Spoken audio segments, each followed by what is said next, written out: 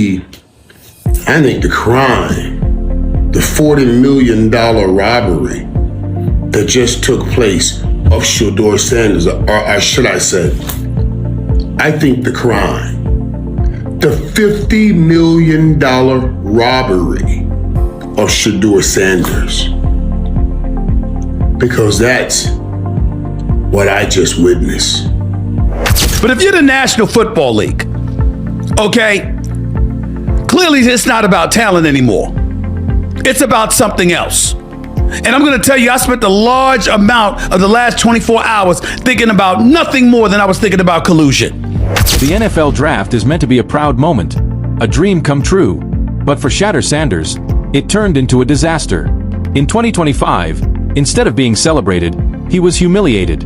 Once expected to be a top 10 pick, the Colorado Buffaloes quarterback and son of NFL legend Deion Sanders shockingly fell to the 5th round.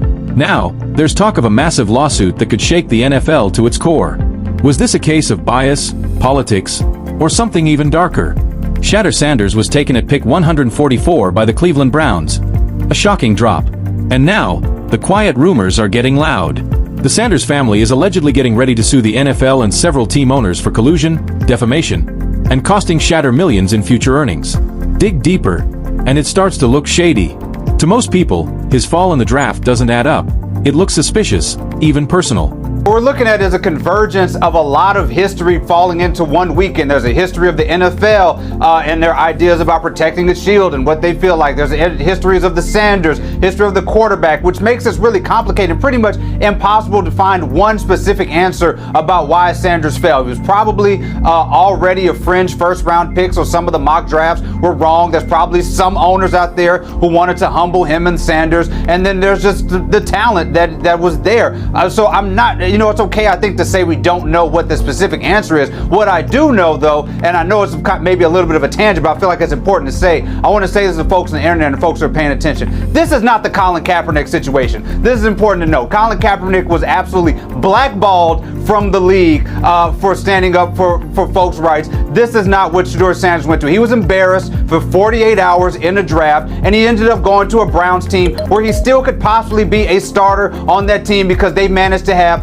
half of Wu-Tang Clan's worth of bad quarterbacks, and he can still work his way up to a starter. So this is not the same situation. His career can still end up being okay. Shedeur Sanders led the NCAA with a 74.1% completion rate, shattered school records, and was the face of the most hyped college football story in 20 years. Everyone expected him to be picked no later than the early 2nd round. Instead, he had to sit through 3 painful days, watching lesser players get chosen. Then came pick 144. A humiliating moment that exploded online.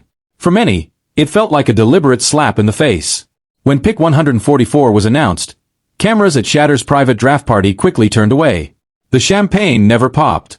The room went silent. Deion Sanders didn't bite his tongue. He reportedly told people close to him, "The league just blackballed my son." At first, it seemed like a heartbroken father speaking out. But then, the leak started, and things got a lot more serious. So a lot of times when you go to these combine meetings, teams give you things to challenge you. Teams will have a player's worst plays ready for him, and they'll show him. Because how in the hell does 32 teams in the National Football League pass on a quarterback that was universally recognized as one of the top 3 quarterbacks in the country entering this draft, and 32 teams passed on him? Not once, not twice, not 3 times, but 4 different times they passed on him. How the hell does that happen? 4 rounds. It doesn't happen to a quarterback. We've never seen anything like this before. We've seen guys drop because of injuries. We've seen guys drop because of off-field issues, but we've never seen a quarterback projected to be a top 20 pick, universally recognized one of the top 3 quarterbacks in the draft, projected to be a first rounder, in all likelihood a safe bet of a late first rounder, and drop literally to the 5th round. We haven't seen anything like that.